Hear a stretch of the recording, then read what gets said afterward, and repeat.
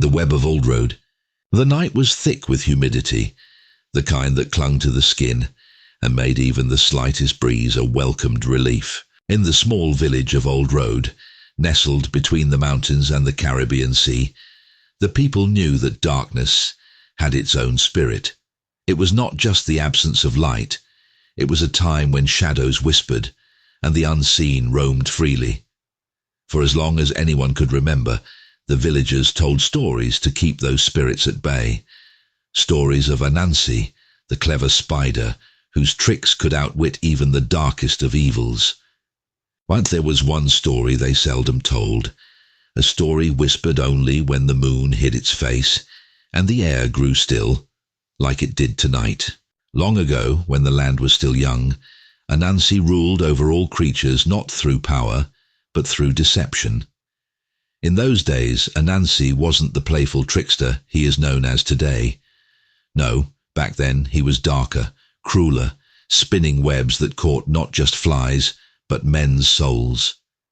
It was the time of the great drought. The rivers dried, crops withered, and the animals began to flee. The people of Old Road were desperate, praying to the old gods and ancestors for salvation, but their prayers went unanswered, and so they turned to the forest, to the place where the old ones said Anansi lived. At the heart of the forest, where no light touched, stood an ancient tree. Its roots clawed deep into the earth, and its bark bled sap that smelled of death. They said Anansi's web stretched across its branches, invisible until you walked into it, when it was already too late. The village elders, weighed down by years of wisdom and sorrow, warned against seeking the spider's help. But desperation breeds recklessness, and so a young man named Kofi, driven by hunger and fear for his people, ventured into the woods one moonless night. Kofi was the strongest among them, known for his bravery and skill with the blade, but even he felt the weight of the night pressing down on him as he walked deeper into the forest. The trees closed in around him, their branches like bony fingers, and the silence was suffocating. But Kofi pressed on, guided by the faint sound of dripping water, the only thing that could save his people. As he reached the ancient tree, the air grew heavy with the smell of decay. His skin prickled, and there, hanging between the branches like a glistening veil, was the web. It shimmered in the darkness, as if alive, pulsating with a rhythm that mirrored his own heartbeat. "I have come to bargain," Kofi called out, his voice trembling despite his efforts to stay calm. From the shadows emerged Anansi, not as the small, harmless creature the stories told of, but as a massive, eight-legged figure, his eyes gleaming with malice. His body was covered in thick, matted fur, and his legs made no sound as they moved over the ground. His voice, when he spoke, was a low hiss, echoing through the clearing. "You seek salvation, yet you come with nothing to offer."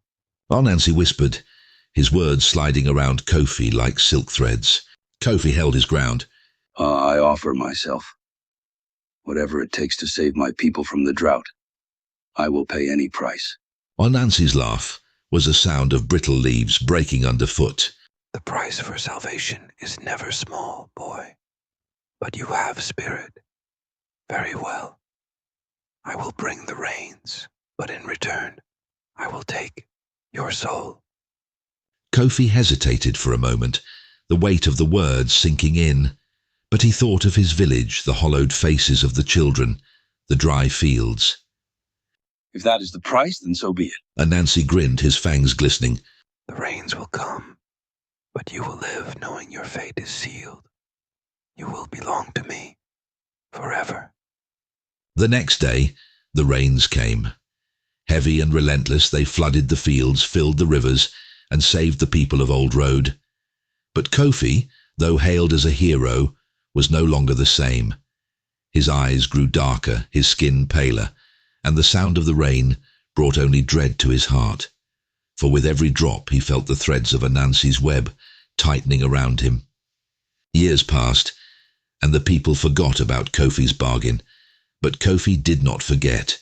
He could feel Anansi's eyes on him, watching from the shadows, waiting for the moment when he would collect his prize. And so, one night, unable to bear the weight of his fate any longer, Kofi returned to the forest, to the ancient tree. The villagers found his body the next morning, hanging from the highest branch, wrapped tightly in a web so fine it shimmered in the dawn light. His face was frozen in terror, his eyes wide open, as though he had seen something far worse than death. From that day on, the people of Old Road no longer spoke of Anansi as a mere trickster.